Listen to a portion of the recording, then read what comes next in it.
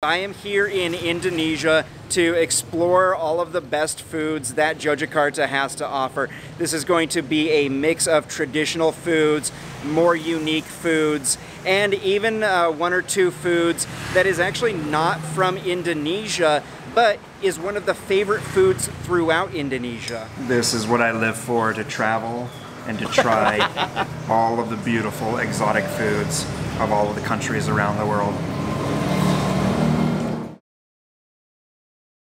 I am here in Indonesia, and I have a local food guide here with me, Philip here. Hi. Hi, Philip. Hello. We are going to be going around the city of Yogyakarta to explore all of the best foods that Yogyakarta has to offer. We're going to be going around all day long, all the way from morning into the afternoon and into the evening. And the reason why we're doing an all-day food tour is because here in Indonesia, they have foods that are specific to the time of day. And so there are certain foods that you can get around the city only in the morning, and other foods that you can get only at nighttime. And so you have to time things just right in order to get the right foods at the right time. I'm taking Jack this morning to see the snacks that usually people in Yogyakarta take for breakfast. So right now we are at a local Indonesian snack food spot that is the perfect spot for morning snacks. This is the traditional snack. This is sticky rice with shredded coconut, soybean powder, and palm sugar. It looks very tasty. And so this is kind of like a breakfast snack, right? Yeah. Okay. What do you think? Sweet. That's nice. I think what really makes this stand out is that like local fresh made palm sugar. You know, like I taste that palm sugar, it tastes like she made it herself. You can taste that local freshness. It's really good. Sorry, I can't stop eating. This is my breakfast. So it's 3,000 Indonesian rupiah, which is approximately about 25 cents. Every morning, my mother bought this Ketan Bubuk. So you can get Ketan Bubuk for about 25 cents at any local snack food vendor market. Cool. Our next stop is the Pasar Ngasem. Pasar means market. Ngasem is the name of this area. What we will find in this pasar is mostly is a raw material for the common food in Indonesia. Just on the left part of this pasar, they have a cooked food. They are ready to eat. So maybe Jake wants to taste. The market contains the raw foods or raw ingredients for what you traditionally use in Indonesian cuisine. And then just down here, we've got some already cooked, already prepared foods. Yes.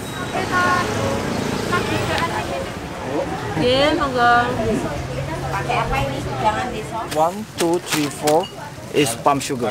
He says that these are all forms of raw palm sugar, and so we're going to taste these different palm sugars and see if we can tell the difference. Apparently some are higher quality, some are lower quality. So you said this one's the highest quality. Yes, the highest quality. And so then this is the most expensive one. So that's the most expensive. He said that this is not so good. This one's not so good? This is supposedly the one that is not so good. If they describe it as not so good, I don't know why you would buy it, but we're going to try it. We're going to try the not so good, and then we're going to try the recommended ones. What do you think? It's just sweet. Nothing special. Nothing just special, sweet. Just sweet. Okay, so let me try this.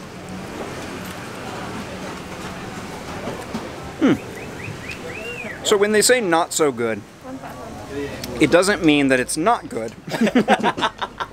That's actually good. No, it is. It's really good. So it's basically just sugar, very mild flavor. Like it's like if you were to eat like a cube of pure cane sugar, it would be much more overwhelmingly sweet. But this is kind of a more mild sweetness. Okay, so now let's try this is the recommended palm sugar. So supposedly this higher quality stuff is going to be still sweet, but a smoother flavor. dan ditata di losnya masing-masing. Interesting. Selalu menata datanya. It is smoother. Smoother. Yes. Smooth sugar. Smooth sugar. Untuk kendaraan This one is the highest quality palm sugar. Minum teh. Oh, I said it's for drink To tea. sweeten tea. Yes. Sayur. This one is not so much going to be used in cooking, but rather it's going to be used for tea.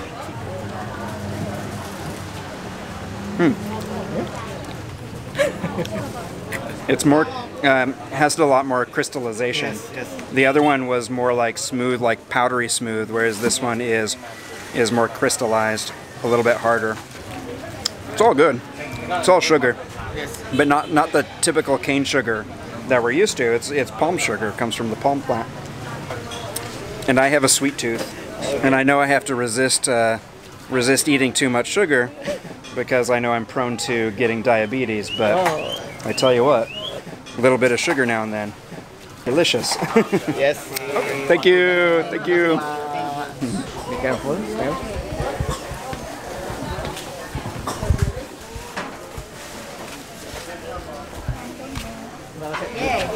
Ditambahin apa campur? Jack, you should try this. This is the Dawet. The Dawet.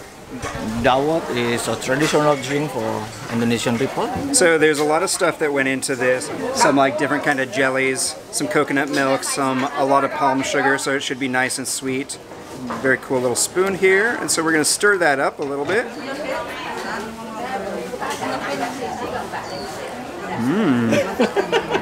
What I mostly taste is the palm sugar. You get kind of a smooth creaminess from the coconut milk as well. In some ways, it's kind of like drinking like a boba tea, because you get the little jelly strings, but they're jelly strings rather than the boba pearls. I have to point out that these don't look like food. It looks like slugs. But I think that they're actually designed that way so that they can easily flow through the straw, versus like a boba pearl that will get like kind of lodged in the straw, but it's just the right size so that it'll like kind of shoot up under the pressure. But these are different. These are just going to glide right inside of the straw. The main component of dawet is coconut milk and palm sugar. For the boba things, you can put the green one, the black one, the white one, whatever you like. And sometimes you put the jackfruit inside. Jackfruit. And durian inside. Durian. Interesting. So then the dawet always includes coconut milk, palm sugar, and the jelly. Yep. And then they might add other like fresh local fruits to it. Ini bedanya apa, Mbak? Yang hitam sama yang putih? Hitam khas Purworejo, yang putih khas Klaten. Oh, Bayan. the white one is specialty made from Klaten, and the black one is specialty from Purworejo. So they burn down the paddy rice after They burn down the rice paddies after the harvest? yes, and they put inside here. So you're saying like after the grass has been cut and after it's been Yeah. burned, they collect the burned grass and that's what they make the jelly Yes, from? yes. Interesting. Slugs. Slugs, jelly slugs. Jelly slug. Indonesian jelly slugs. So we've got Indonesian jelly slugs in the form of a very sweet, sugary, coconut milky drink. Cheers.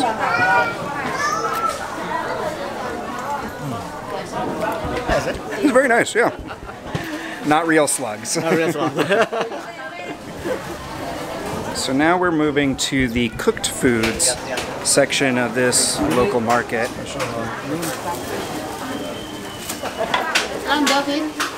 Anda pengen nonton saya the lemongrass, ginger, lemongrass, rock sugar, clove.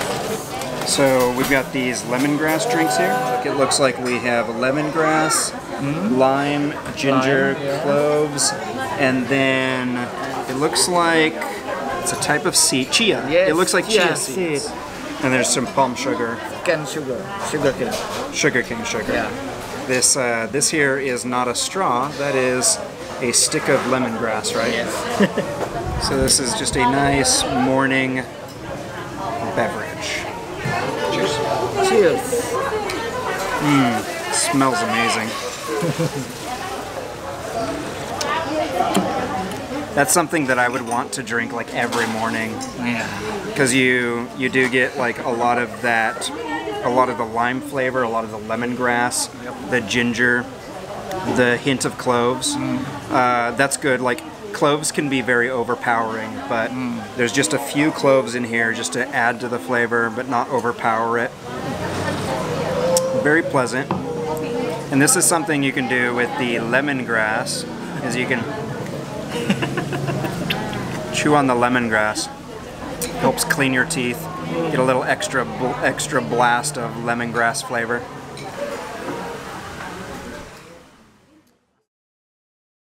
Now we are on our scooters right over here, and we just rode for 10 kilometers. 10 kilometers. 10 kilometers, 10 kilometers to come over here. So this place specializes in a food called Gudeg. Gudeg. Gudeg. The typical gudeg in Yogyakarta usually made from jackfruit.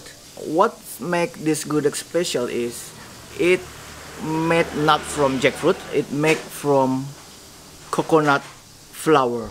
So okay, so this is Gudeg made with coconut flour, and just so that you're not confused, it's not flour like we would think of. It's not like wheat flour. It is the actual flour that grows and blooms off of the coconut nut. You just asked if it was common to eat coconut flour, or really any other part of the coconut plant other than the coconut, in the United States, and no, it's not common.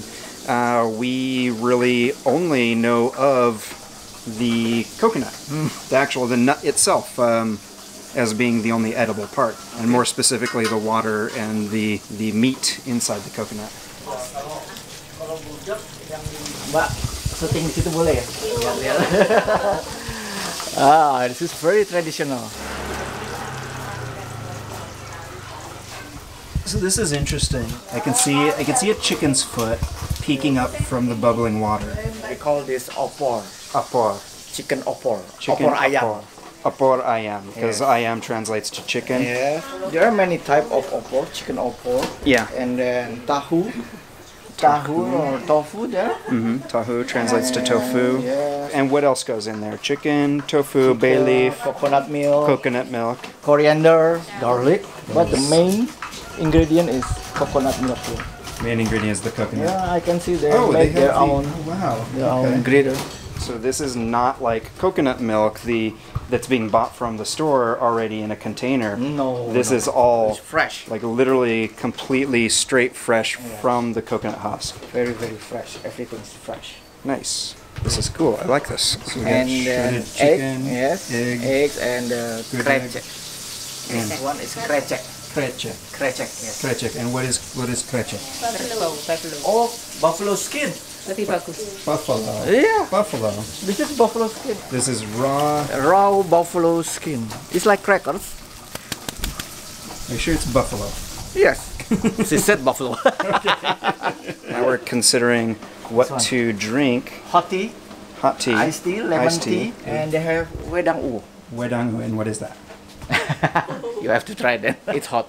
It's hot. not with ice. Well, that sounds absolutely pleasant on this hot day. But as I've learned in other countries, a lot of cultures that are in very hot environments, they actually drink hot drinks. Yes. When you drink a hot drink, your internal thermometer, it says, oh, I need to cool down. And so your body actually goes through a natural cooling process when you introduce hot things. Yes. Whereas if you're drinking cold ice drinks in the heat of the summer, the internal system of your body says, oh, it's getting cold in here. I need to start warming up. So I think that's the theory I've heard. I don't know if that's You true. should try. But yes, I will try that. I will try this hot drink, this hot mystery drink. Tadi minumnya. Yes, the red one is Wedang Uwuh. Wedang Uwuh. So this is Wedang Uwuh. Yeah, Wedang Uwuh. Uwuh means trash. Means trash. Yeah, Okay. it So looks this like is it looks well, you know, and that's something I thought about the last drink that we tried with the ginger and the lemongrass. Like it looked like something you would find in like a swamp. Yeah. You know, just the bare Yeah. natural The woody frog egg. ingredients. Yeah, roots and stems and leaves, and so this is literally called trash. Oh wow, that's the sugar. Yeah, this is rock sugar. Interesting. Looks like a little honeycomb. A big old chunk of sugar down at the bottom of my Wedang Uwuh. Oh, this one? This is the clove leaves. That is the leaf of the clove. The Leaf of the clove clove. leaf. Oh, there's the chickens. And why you said that? She just chased away the chickens. There were chickens starting to congregate behind the camera. And what you just heard was her chasing the chickens away. So, okay, so we've got in this drink, in the Wedang Uwuh, we've got clove leaves. Clove leaf, this one. Yep. The clove stem. The stem of the clove. Yep. So we don't actually have the clove flower in here. I don't know if you know that, but that's actually the flower that we see, but we don't think of the clove as a flower because it's dried and doesn't look like a flower. But in this drink, there's no actual clove itself, but rather the leaves and the stems from the clove plant, which have the same aroma and flavor. So this is an actual like wood. Yes. This is something known as sucha, and it is a type of wood that dye the drink here, the Wedang Uwuh, that dyes it red and gives it its red color. It's refreshing. I think like whatever the red is coming out of that wood gives it just a hint of like kind of berry flavor, maybe. We've got food. Yeah, Thank you. matur. We've got a prepared plate of the foods that we were just looking at in the big chafing dishes. Okay, so what do we have here on our plates? This Krechek made from buffalo skin, and then we have shredded chicken. So we've got shredded chicken right there, and that is just simply like a slow roasted shredded chicken. Yes. Is that right? Yes. And then what is the sauce that we're seeing on the shredded chicken? We call this are.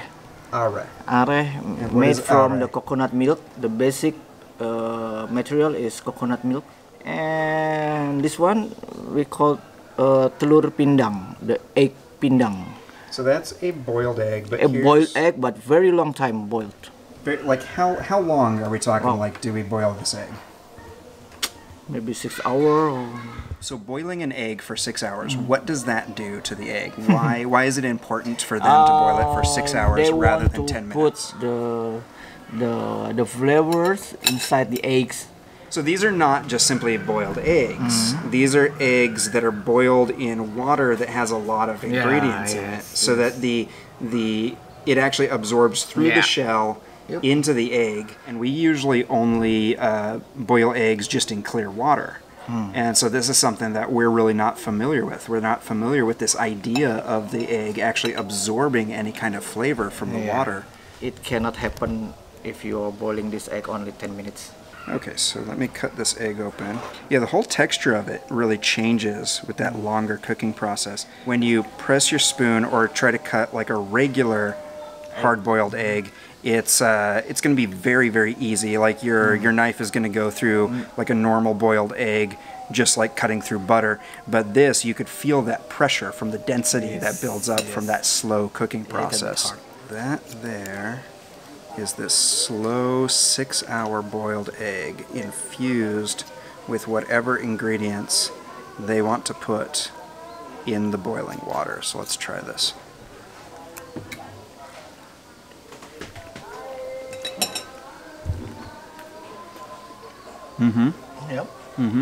I taste like a little bit of sweetness. It tastes very similar to just the sweet soy sauce that is very popular here in Indonesia. It's great though. It's very unique. We have like hundreds of ways to cook eggs in the United States. Boil an egg, fry an egg, do whatever you want with an egg. 100 different ways. Omelets, yeah. But this is completely unique to any type of egg I've ever had in the US. That is nice. That is really good. So that is the 6-hour boiled egg. We're gonna try this chicken, and you said that the sauce is just simply made from like some kind of coconut base. Yeah, coconut milk. Okay. coconut milk. It's nice. It's savory. There's no spiciness. Spicy food is extremely common in Indonesia.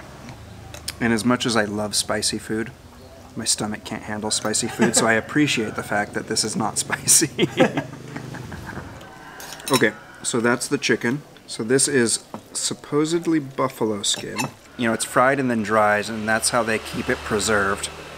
And then the buffalo skin is then boiled and seasoned and served as boiled fried buffalo skin. I see a hot chili pepper on here, so this one might be a little bit spicier.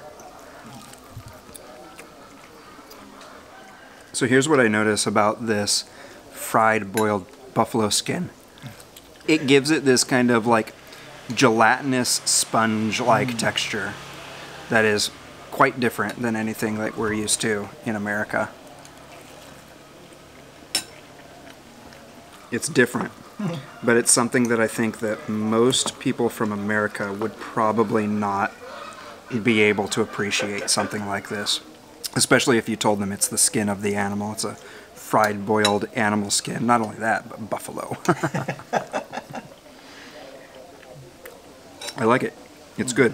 So now we've worked our way all the way up to the main attraction on this meal, coconut flour Gudeg. This looks delicious.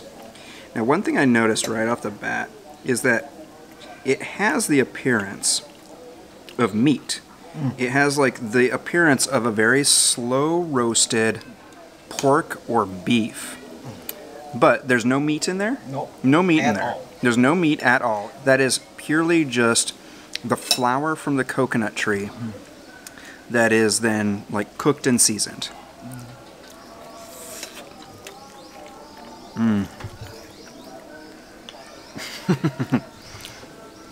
That's delicious.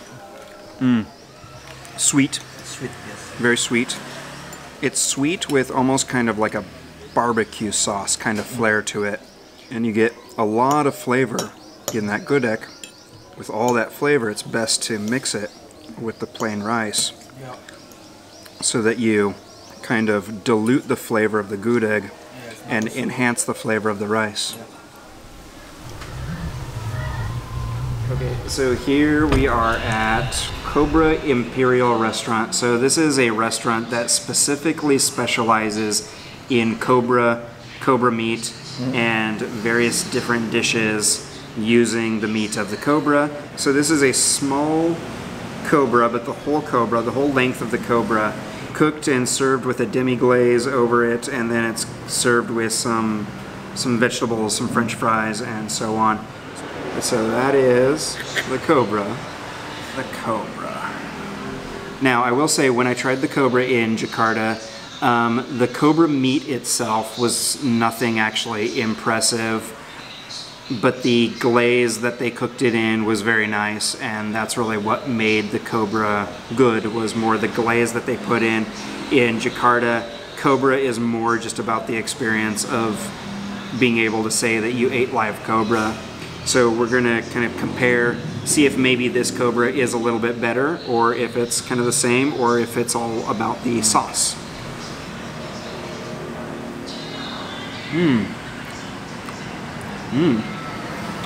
Wow. Wow. It catches you off guard at first because it's a very kind of bold flavor. Very rich, like smoky. The smokiness tastes like it's coming from the snake being grilled over coals, over like wood coals. Yeah. That's what it tastes like. I like it. Yeah. Nothing weird about the meat itself. Exactly. Yeah. Nothing You know, weird. and I think that that's like, whenever we try new meats, we always kind of expect it to be like something weird, something different. Yeah. Like, oh, that's exotic. Like, what's that experience going to be like? And I will say, like, snake, cobra, it is different, but it's not like mind-blowing kind of different. It's not like, oh wow, that's what snake is. One thing that make it different is the chewiness. The chewiness is the big difference, yeah. And then we have the monitor lizard, which is called biawak. Biawak. Biawak. Yes. biawak. Yeah, biawak. So we've got the monitor lizard called biawak. So this monitor lizard, it looks like it's cut into large chunks, battered and fried. And then we've got some kind of like onion butter sauce on it. This is one big chunk of monitor lizard, and we're going to just try to break this open with our hands. Okay, one thing I'm noticing already is like it is so tough and leathery. Like I can't even, I almost can't even get it apart with my hands. Wow. That was just like trying to pull apart a piece of leather. Oh yeah. The flavor is good. Yeah, the texture is really like a really tough piece of pork. But good. Yeah. I like it. And if you ask me like what kind of meat does it taste like, it doesn't taste like other meat. It has kind of a chicken-like quality to it, but I'm not gonna say that it tastes like chicken. I refuse. Well, it doesn't. It doesn't taste like chicken. Completely different. It is so tough. It's nice though. It is good. It's a really good flavor. Both of these, both the Cobra and the Monitor, they both have really good flavor.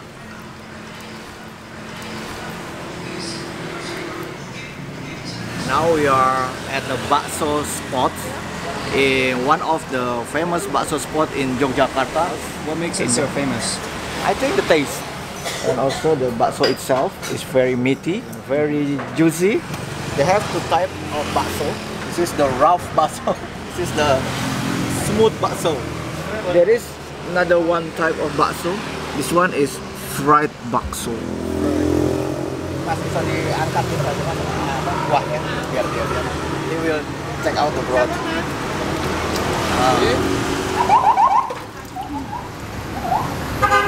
This is the main course of bakso. Bakso usually served with bakmi, the noodle. You want to try it? Of course. Of course, you should.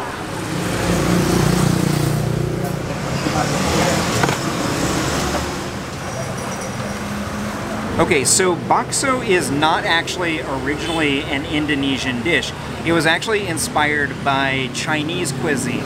It's something that I insisted that we actually add this to the list of foods that we're trying and featuring here on this video, because there's something that I noticed when I came to Indonesia was that bakso is everywhere. In fact, I would say that bakso, based on like the fact that you can see it everywhere, I would say that bakso is probably the favorite food in Indonesia. If you're in any city in Indonesia, you will start to notice that there is a bakso cart or a bakso restaurant on nearly every block in the city. You can't go more than a block or two without finding somebody who is selling bakso. You'll actually see people riding around on mopeds with little, basically a kitchen restaurant unit on the back of their moped, and half of the time those are probably bakso vendors. So let's dig into this, let's try this. Now, okay, it's served over top of noodles, and these noodles, I know that these are not instant ramen noodles, but this is what they remind me of. They look like instant ramen noodles. They're probably of much better, higher quality. Now, I've eaten a lot of bakso here in Indonesia, but supposedly this one is the best bakso in all of Yogyakarta. Yes. I think I've said bakso maybe 100 times already now, but let's dig in and let's try this. So first off, that there is the bakso ball. That is what is called the rough bakso. This is a meatball that has like the tendons and the cords, and it's rough.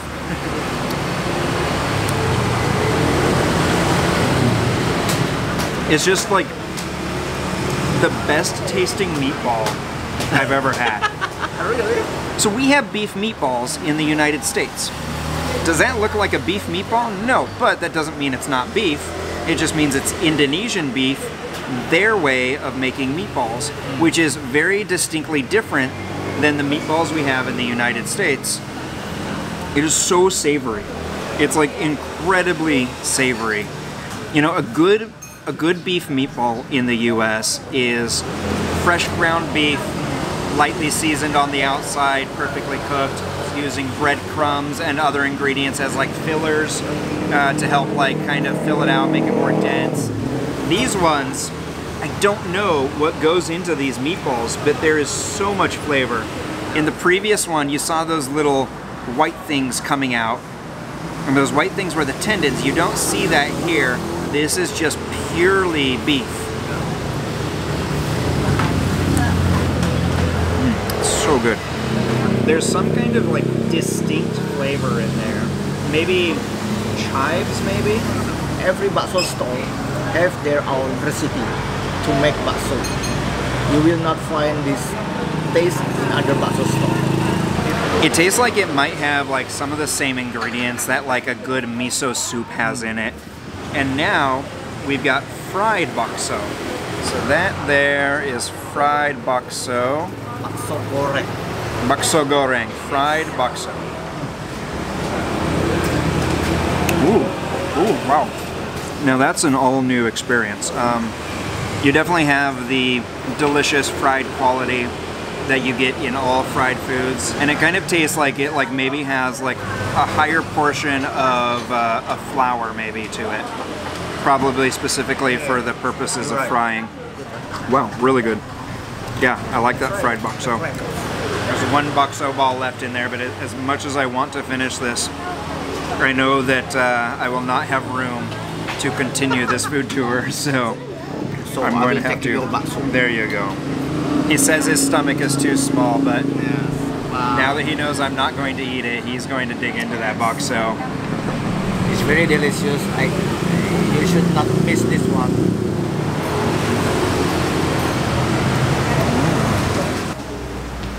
We are at the nasi kapau udajek, flavor of Sumatra. One of the famous of their cuisine is rendang.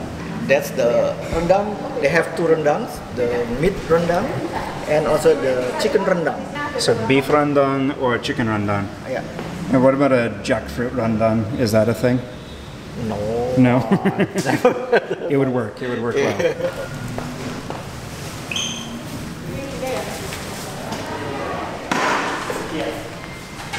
When I arrived in Indonesia, one of the very first foods that was recommended to me was rendang. Rendang is a very slowly cooked beef, cooked inside of this very dark, rich, robust Indonesian curry sauce. This is probably the best thing that I've actually eaten in Indonesia so far. Typically it's going to be served with a side of rice. We're eating a lot of foods today, and I don't think my stomach can handle any more filler. I do recommend it with a side of rice. One thing I'm noticing, this one is a little bit tough. And that's actually kind of typical. Like, even though it's slowly cooked and is known for kind of shredding apart, it's not uncommon to get like a pretty tough piece of rendang. So this is pretty tough, but if I pick this up and show you, you can see the stringy texture that it gets from being so slowly cooked.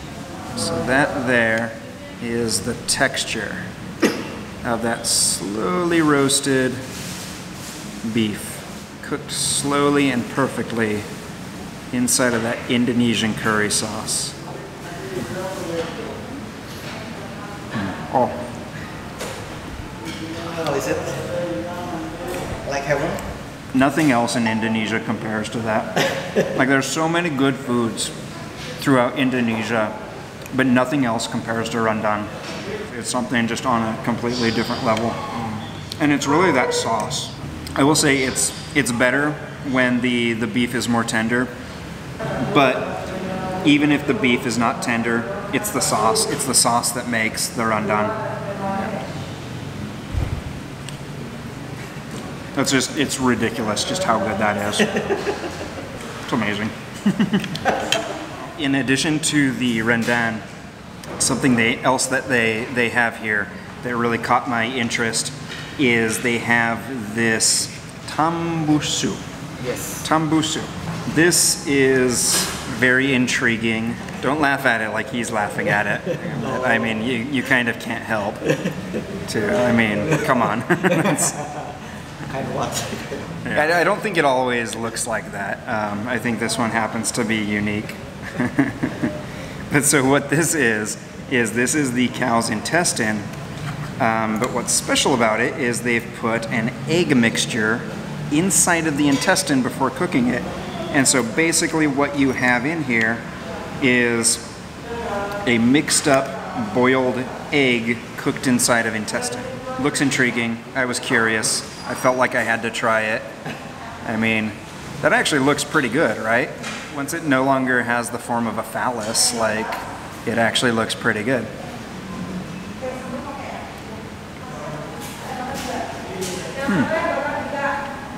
Oily, spicy, tastes like curry.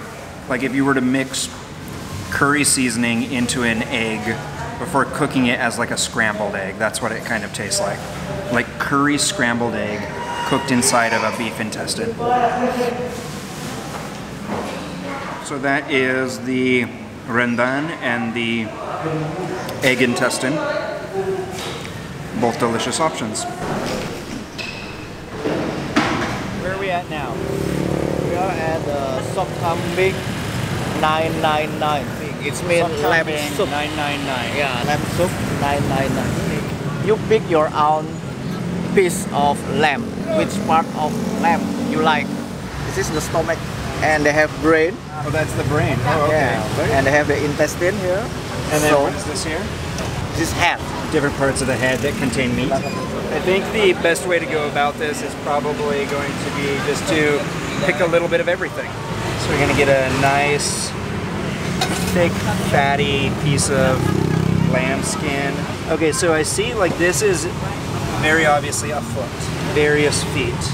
I'm going to skip on the brains. I've had brains before.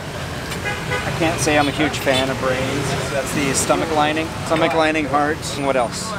Maybe some intestines. That's good? I think it's enough. The brains. Okay, we'll take the brains. Why not? They talked me into the brains. Okay. Oh, yes, pokoknya yes, wrong. It smells delicious. It smells amazing. Komplit, pakai emping nggak? Pakai. Berapa orang? Biar enak ya.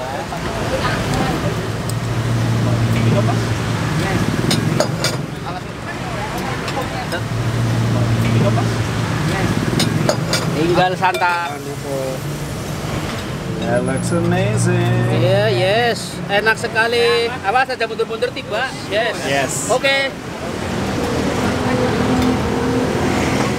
So this is random lamb part soup. All of the things that we picked out, the ones that were in like much bigger pieces, they've chopped it up into smaller pieces now. Okay, there's some brains. I recognize brains. Okay. Okay, so this is a very interesting dish here. Something that I'm really noticing is that there's nothing that even comes close to like a premium cut of meat from the lamb. This is all about the organs. It's all about the parts that are normally not used, and so this is a very eco-friendly, soup that doesn't let the animal go to waste, which I actually really respect. I think that there is the stomach.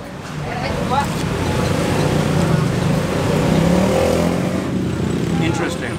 It's the texture that kind of throws you off a little bit. The texture feels like the top of a tongue, like the top of like a really rough tongue. And so it feels like you're eating a tongue. Here's a little ball of intestine. I like what they do here with the intestine. They just coil it up, wrap it up, and then tie it into a knot like you would just like with some loose string. And then they cook it just like that.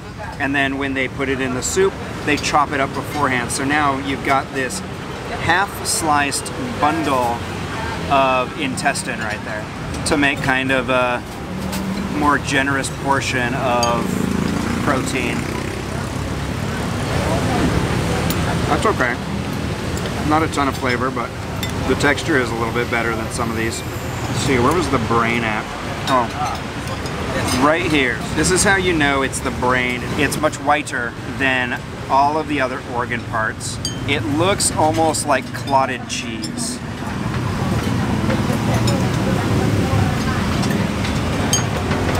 Brain is interesting. Brain is super, super interesting. I've eaten brain before, and I think it was like when I was trying to cook it, I didn't know what I was doing, and so it was not good at all. I think I couldn't even finish it. Now this is apparently like how brain should be. This is actually quite nice. Mixed in with a soup, mixed in with a lot of other things. It has this smooth, creamy texture to it that almost makes it like you've added cheese to your soup, but without the cheese flavor. Okay, so now here we've got lamb heart.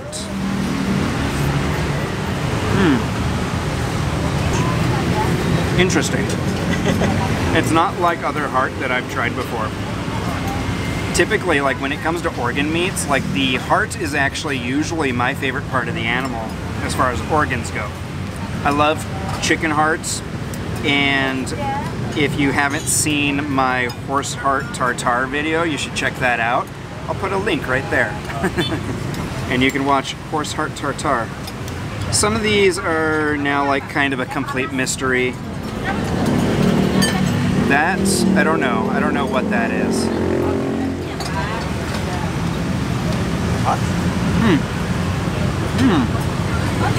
Oh, that's interesting. That's really interesting. Oh, I know what that is. So that is actually the meat that was in the face of the sheep. So the face of the sheep is the actually meatiest part of all of the parts that they offer here. The dark brown part of this on the top, that is the little bit of meat. You can see the grain of the meat right there. And then the further down it goes, it starts to go to yellow and to white. The closer you get is I think you get some fatty tissue in there, and then the skin on the very end. Yeah, probably the best part of this. So now, the only thing remaining in here that we haven't tried yet, oh, two things. One, first the skin. I don't think we tried the skin yet, maybe we did. So skin, when it's really thick like that and cooked like this, it's always going to be just very gelatinous. And that's exactly what it is. It's just like eating a really dense piece of jelly. Now, the feet. Ah, yes. Here we go. That is distinctly foot. I don't see the toes anymore. We previously had the toes on here. I don't know where the toes went. Okay.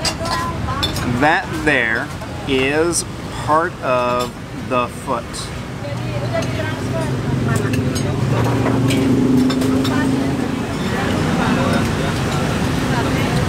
Very jelly-like, just like the skin, but less dense, less tough, much softer, thinner. Adds a nice element to the soup. Okay. It's probably not something that everyone is going to be interested in trying, but if you're a very adventurous eater, like me, if you like to try foods that are wild and beyond, come to this place and check out this random lamb part soup place. It's a good soup. I like this. Thank you. Okay. Beautiful home. Small, but it's okay. It's very nice. Our kitchen here. This one is tempeh, that very traditional tempeh. It's wrapped with the banana leaf here. It's warm. You can touch. It's processing because the tempeh is fermented, right? So you're saying that the tempeh is actually warm because it's actually heating itself. It's actually producing heat. Yes. The fermentation is producing its heat. Just touch this. That's fascinating. All the white stuff here is mushroom. Yeah, it's all fungus, like on cheese. Like fungus, like in cheese. Yes, that's right. That's why it's warm and smell very good. So this is fresh tempeh that you and your family made this. Yes. and try to smell it. It's very fresh. Mas, tasnya gitu nih. Tasnya That's nengar berapa, Mas? interesting. Tasnya nengar berapa? Mas Philip, tasnya It's like slightly citrusy. Citrusy. Yeah. So this is necessary for the frying process. Yes. Okay, you're scoring the tempeh to help Bumbunya bener masuk. absorb the oil more. Yes. The flavor of the garlic and salt and everything. So you make a special sauce that you dip it in. Yeah. Itu apa? Garam, salt, garlic. This is it's like a mushroom, but it's making the flavor is stronger. So it's simply garlic, salt, and some kind of like mushroom powder. Yes, mushroom powder. In So it's Indonesia, like it's MSG, like but MSG, it's but an it's not alternative. MSG. It's alternative from MSG. Water. Water. So then They you already just heat up the oil. Oil getting hot. waiting for the oil just to get hot enough, just Yes. to start like Enough. almost hot enough. Still careful. It will be like war zone. Fried tempeh. Fried tempeh. This is starting to brown nicely. Yes. Nice tempeh is always like little bit crispy, but some of part of Indonesia they have very thin layer of tempeh called mendoan. It's coming from Purwokerto.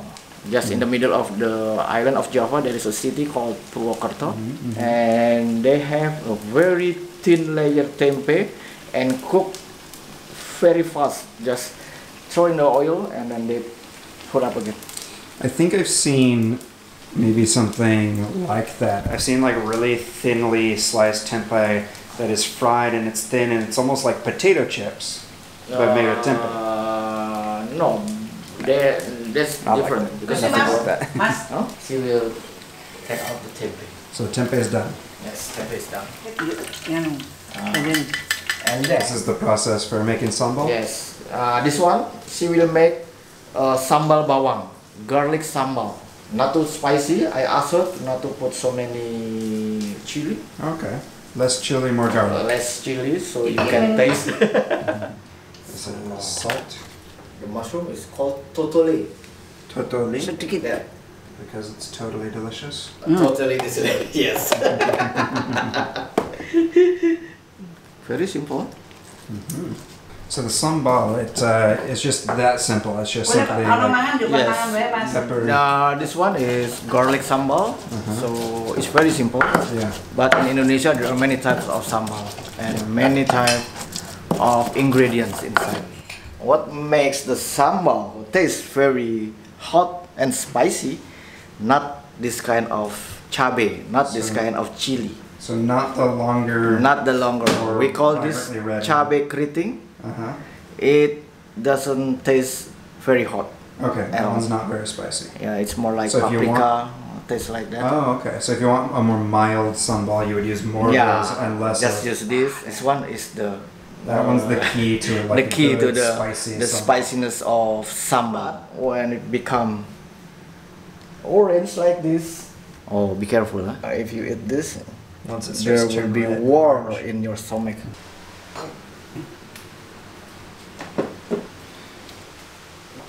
Usually there is a tempe penyet. What is a piñet? Penyet, it means you squeeze the tempeh.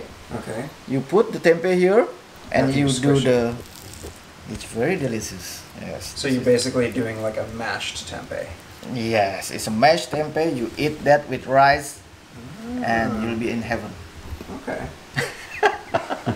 For Indonesian. Yes. Okay, this is an incredible treat. Philip is very kind and generous enough to have invited me into his family's home, introduced me to his family. That's his mother-in-law that just was so kind to prepare us some fresh homemade fried tempeh. This is incredible. I never thought that I would get the chance to actually see a homemade tempeh in the home that it was made. They pulled out some of this tempeh that has been fermenting for how long? Maybe 1 to 2 days or 3 days. So it only takes Yeah. about 1 to 3 days to Yes. get that amount of fermentation, yes, that much amount fermentation. of the good healthy mold growing Yeah. on it.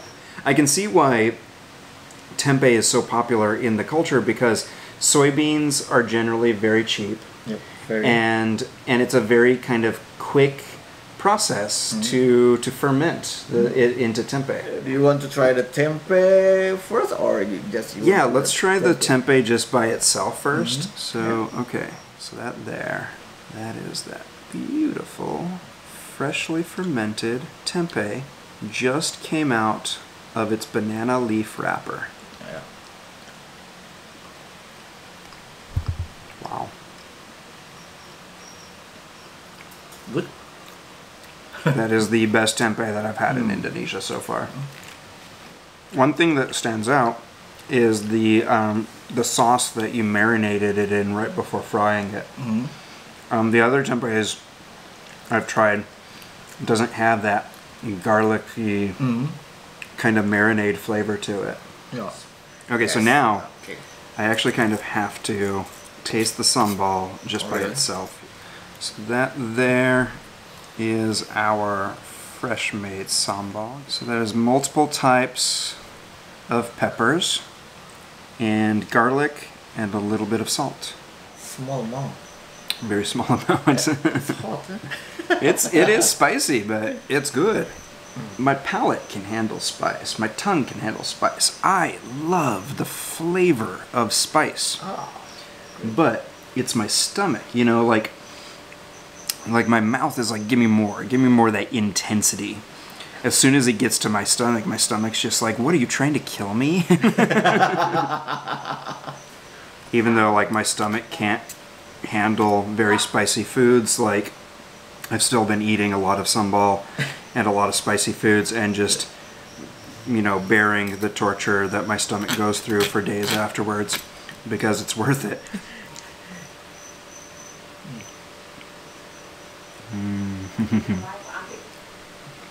How's the sambal? Very fresh, salty, but that freshness of those peppers and the freshness of that garlic makes all the difference. Okay. So now this is the tempeh that he muddled a little bit. So you recommend that I just simply put a little bit of sambal on the tempeh? Just small amount. Very small amount? Okay.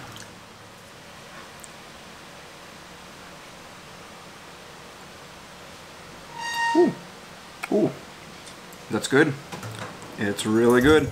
It's spicy. I think I'm glad that you made it mild because I don't think I would have been able to handle anything spicier than that. Homemade is always best. The best thing about homemade foods, about making anything at home, is like you can fix it perfectly to your taste.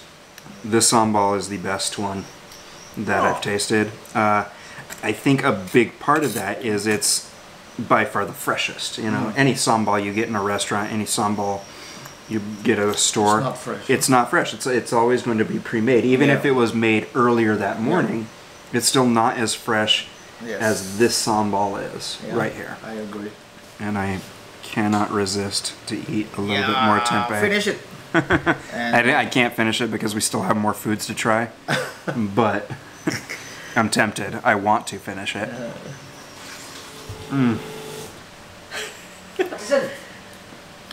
Very hot. Very good. This is definitely something that you absolutely must try when you're in Indonesia. If you don't try the tempeh while you're in Indonesia, you're missing out.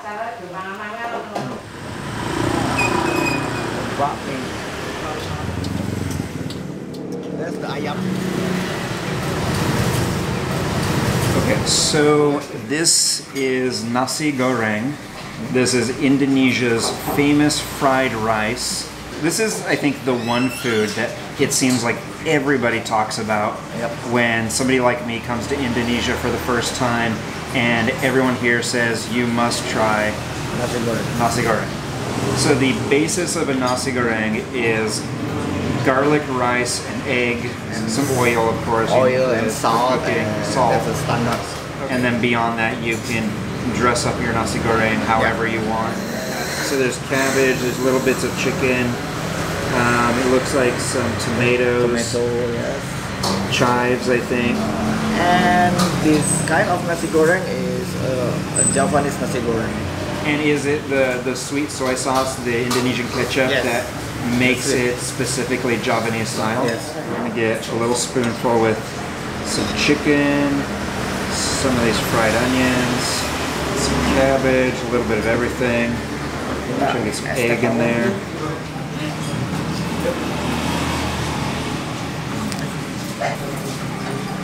It's very nice.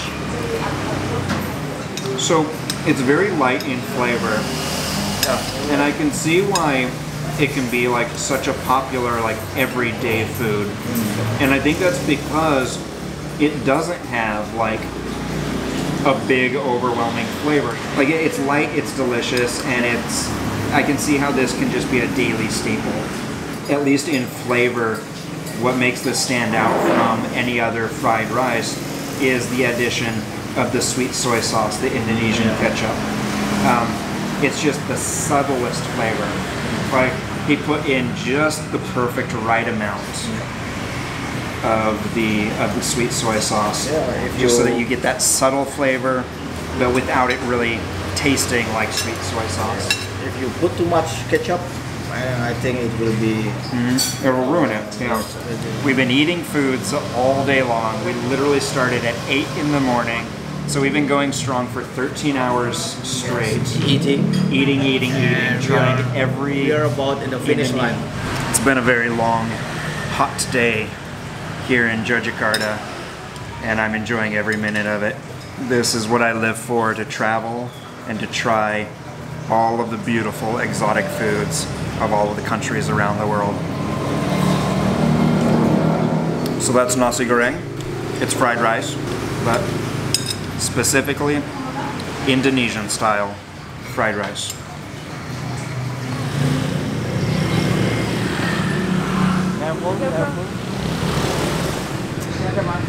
Jay, Yeah. they have sweet martabak and salty martabak. I want the sweet. I like the keju, coklat, and wijen. Wijen is... Ada nggak sih contohnya wijen? Sesame. Yes, Toasted sesame sesame seeds. I've actually tried this before. I tried it with chocolate and peanuts. This sounds intriguing to have it with cheese, chocolate, and the sesame seeds. Yeah. Now we have cheesecake, and that's probably the only dessert in the United States that we incorporate cheese into the dessert. But here, they put cheese in dessert. It's just a natural part of desserts in Indonesia, and it's nothing like cheesecake. It's nothing like the way that cheesecake, even though it's made with cheese, it's not distinguishable as cheese. Here, you're going to bite into it and you're going to get a mouthful of stringy cheese with a little bit of that salty savoriness that cheese has to offset, or not really offset, but balance the sweetness of all the other sweet ingredients. Yes. So let's try it with martabak with chocolate and cheese and sesame Martabak seeds. manis, coklat keju, tapi jangan dicampur ya. Separuh-separuh, sama kasih wijen. Wijennya semua? Semuanya. Semuanya? Semuanya pakai wijen. And it already smells delicious.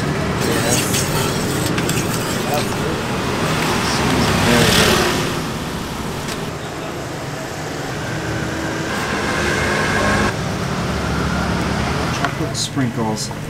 That's what kind of fascinates me is the use of chocolate sprinkles. Cheese. Now, is there a specific type of cheese that they use? Cheddar. So a type of like white cheddar. Condensed milk.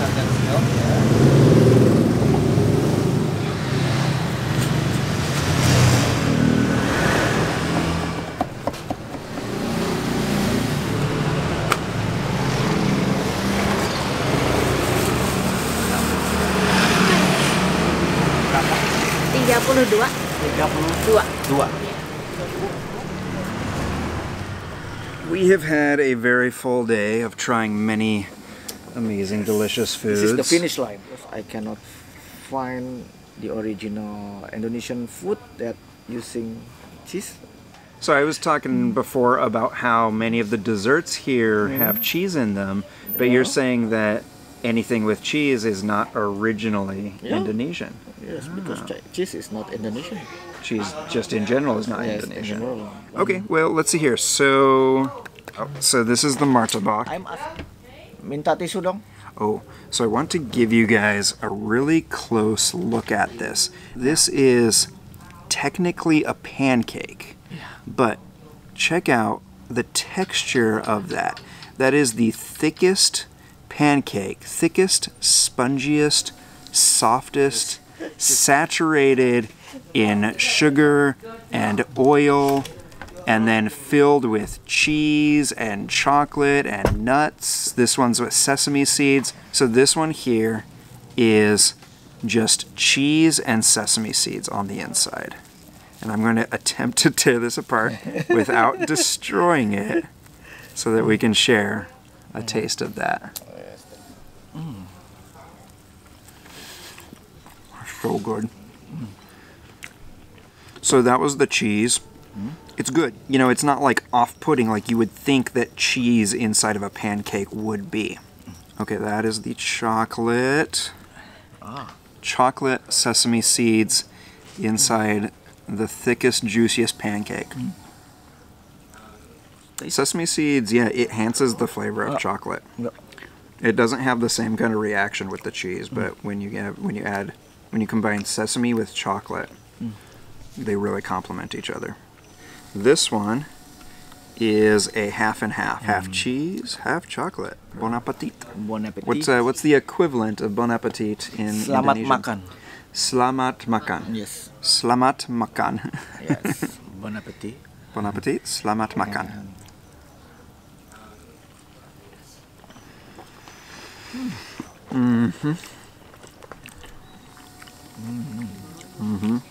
And I'm full now. I'm gonna have one more. This has been 13 and a half hours. Yes. A 13 and a half hour food tour marathon in which we have tried so many delicious Indonesian foods and finished it all off with this insanely delicious, spongy, juicy, sweet and savory Indonesian pancake, martabak. Martabak.